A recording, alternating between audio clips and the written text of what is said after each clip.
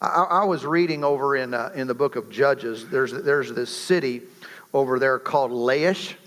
You probably, if you've read the book of Judges, you've probably skipped right on past this. But this is very interesting about Laish. It's talking about the children of Dan. You don't need to turn there, but it's Judges 18, verse 27. It reads, "So they took the things Micah had made and the priest who had belonged to him and went to Laish, to a people quiet and secure, and they struck them with the edge of the sword and burned the city with fire. There was no deliverer, because it was far from Sidon, and they had no ties with anyone."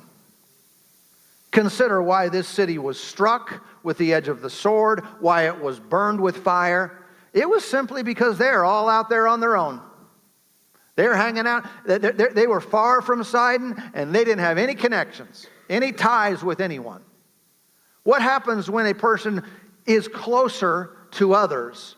What happens when a person has ties with other parts of the family? Well, when they're attacked, the family steps up. Those who are close to you, those who are connected, step up and they become your defender. They become your deliverer. They're there to help. And you can see how the enemy wants to isolate people, even if they're attending a church.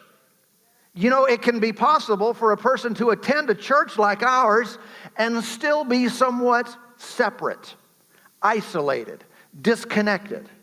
Here's what I mean. You can disappear and no one will ever know it. You could be under major attack.